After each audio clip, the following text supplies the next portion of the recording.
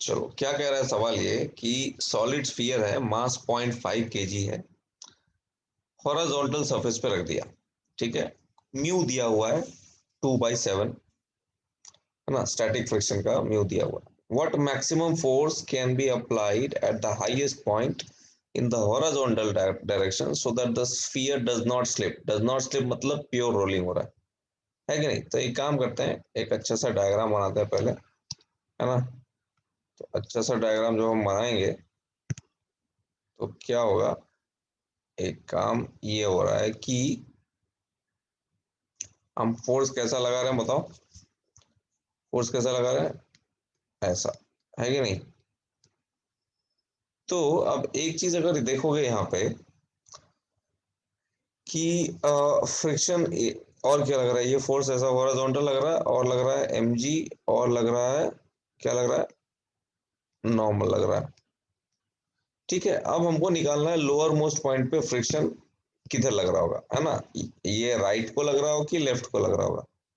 तो एक काम करते हैं, पहले मान लेते हैं कि फ्रिक्शन नहीं लग रहा है, लेट्स से, है ना, लेट अस अज्यूम कि फ्रिक्शन नहीं लग रहा है, और फिर फ्रिक्शन के एब्सेंस में लोअर मोस्ट पॉइंट का हम मोशन देखेंगे। तो अगर फ्रिक्शन नहीं लग रहा होगा तो सिस्टम के पास, इसका जो सिस्टम है, सेंटर ऑफ मास है, उसके पास कुछ ए होगा और इसके पास कुछ अल्फा भी होगा। तो ए इज इक्वल टू क्या लिखूंगा मैं, capital F by M, mass इसका स्मॉल एम अगर लिया जाए तो, और torque is equal to I alpha वाले इक्वेशन से क्या बनेगा, F into R is equal to 2/5 M R square alpha. मानते हो? बाकी सारी फोर्सेस तो सेंटर से पास कर रही है। तो जरा देखो तो अल्फा आर की वैल्यू क्या आ रही है, अल्फा आर की वैल्यू आ रही है 5f/2m। तो इसको देखो और इसको देखो, अब अगर तुम इन दोनों को कंपेयर करोगे तो तुमको समझ में आ जाएगा कि alpha R is bigger. Yes. तो अगर ये लोअर मोस्ट पॉइंट का मोशन पे फोकस करोगे तो इसके पास दो दो टेंजेंशियल एक्सेलरेशन, एक तो अल्फा आर है और एक ए है। मान रहे हो? तो क्या लग रहा है, किधर स्लिप कर रहा है ये पॉइंट, बैकवर्ड स्लिप कर रहा है। ठीक है, so alpha R is slipping backwards, है ना। तो इसलिए फ्रिक्शन किधर लगेगा, तो इसलिए मुझे ये चीज समझ में आ गई कि फ्रिक्शन किधर लग रहा है, बोलो रे गुरु। फिर आगे नहीं। यस, मतलब फ्रिक्शन के एब्सेंस में the lower most point on the sphere is slipping backwards, so friction would act forward. समझ में आ रहे चेला सब? तो मान लेते हैं फ्रिक्शन एफ है, क्यों, और यहाँ पे लग रहा है कैपिटल एफ। समझ में आया, है ना।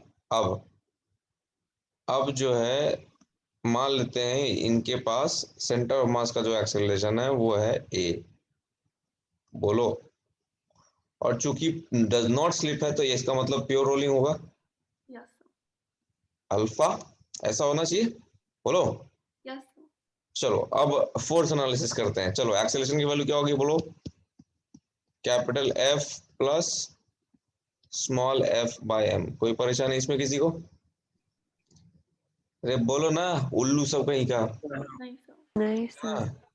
तो ये हो गया F plus F by M. दूसरी चीज क्या आएगी, अल्फा वाली इक्वेशन। अच्छा, इसमें एक क्लॉकवाइज टॉर्क है, एक काउंटर क्लॉकवाइज टॉर्क है, तो माइनस करना पड़ेगा, समझ रहे हो? अरे बोलो ना। हाँ सर। तो एफ, कैपिटल एफ जो है वो इसको क्लॉकवाइज घुमाने की कोशिश कर रहा है, और स्मॉल एफ जो है वो काउंटर क्लॉकवाइज घुमाने की कोशिश कर रहा है। तो क्या लिखूं बताओ जरा, capital F R minus small F R, क्योंकि अल्फा कैसा है, क्लॉकवाइज है ना रे गुरु, हाँ sir. Is equal to 2/5 M R square alpha लिखूं, हाँ बोलो। सर। तो आर आर कट जाएगा हर जगह से, तो क्या बचेगा, अल्फा आर। अल्फा आर कितने के बराबर हो गया बोलो तो, 5f-f डिवाइडेड बाई 2m, और ये जो ए है और ये अल्फा आर है, दोनों बराबर है क्या गुरु? अरे बोलो ना, हाँ सर। चोमू लोगो क्या तुम बोलते काहे नहीं हो? ठीक है, a is equal to alpha r होगा, नो स्लिपिंग। हाँ सर। तो अब बताओ क्या लिखूं?